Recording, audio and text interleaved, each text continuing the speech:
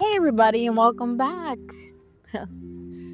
If you listen to my first Disney episode, you probably heard me talking about how overwhelmed I was feeling.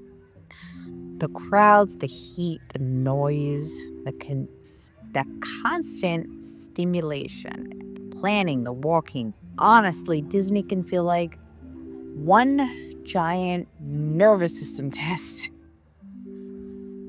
And if you're a parent, especially with multiple kids, you know exactly what I'm talking about. Um, but today we're sitting by the pool.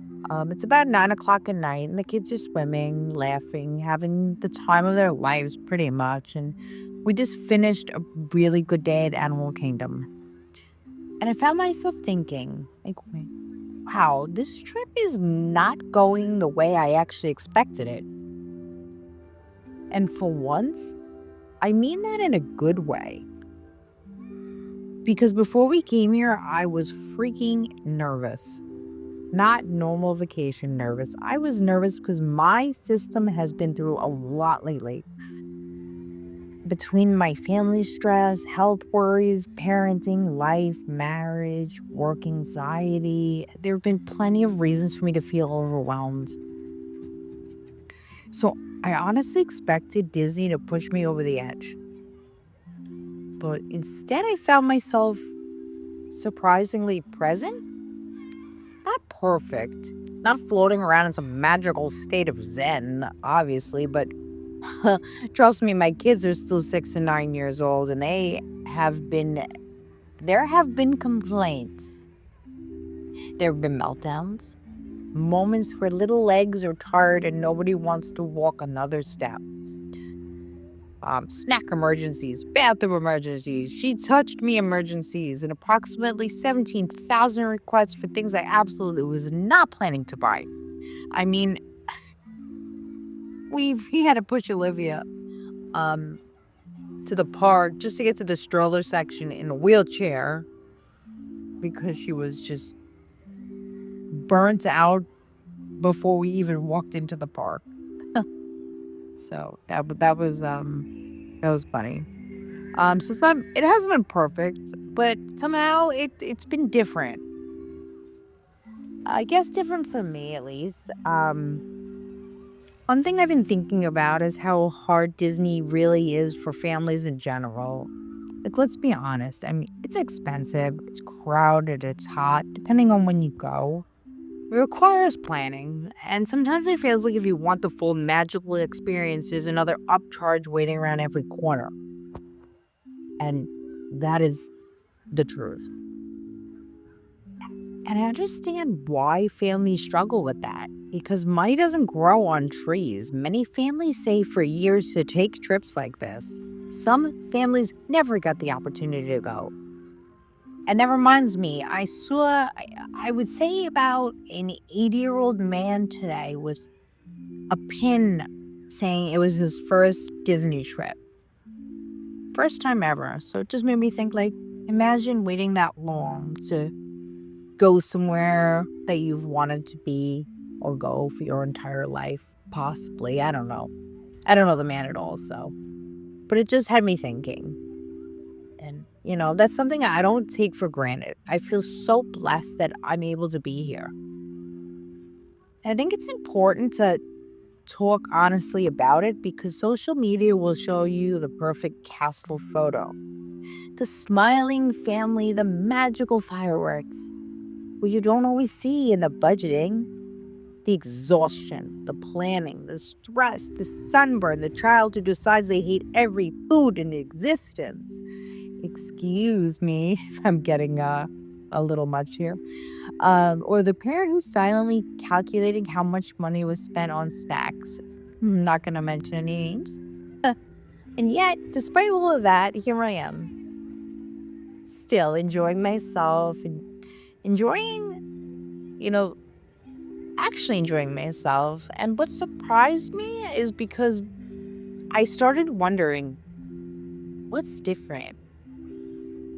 I think part of it is the work, the mindfulness, the meditation, the learning, the therapy, the self awareness. The countless moments where I've stopped myself and asked, how do I want to respond to this right now? Not react, but respond. Because there is a difference. Reacting is automatic. Responding is intentional.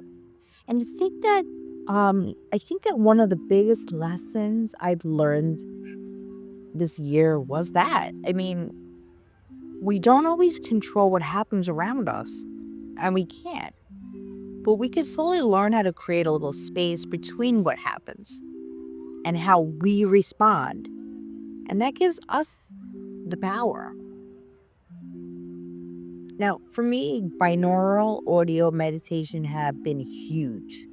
Now, listen, I'm not saying they're magic and that they're for everybody, but for me, they've been a game changer.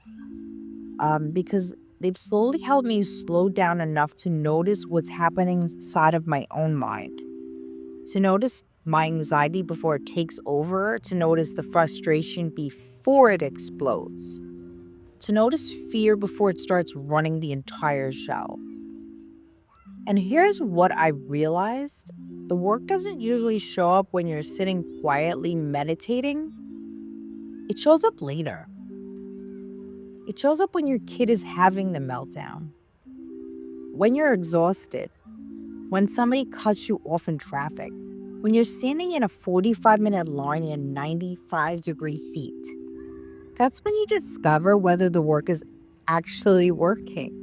And I think maybe, just maybe, for me at least, the work is working.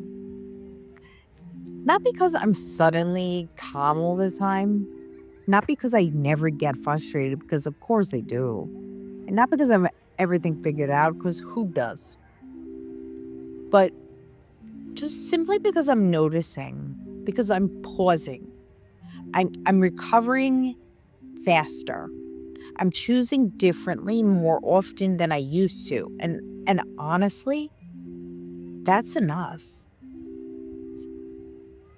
Sometimes we expect change to feel like super dramatic. We expect fireworks.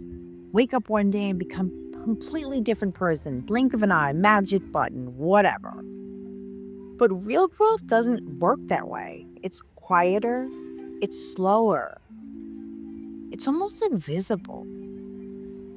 Until one day you're standing in Disney World looking around and realizing, wait a second, I would have handled this really different a year ago. And that realization feels pretty magical too. I'd say that's some pretty Disney magic. But maybe even more magical than some of the rides. And so if you're listening right now and you're doing the work, keep going. If you're practicing mindfulness, please keep going. If you're trying to heal your nervous system, keep going.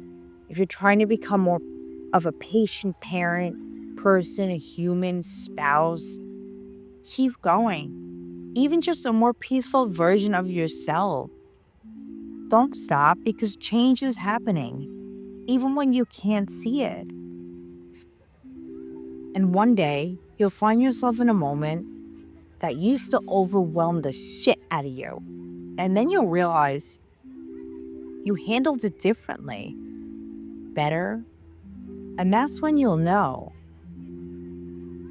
Now that you're finished, now that you've arrived, or not that you're finished, or arrived, excuse me, it's a little late, but that you're growing.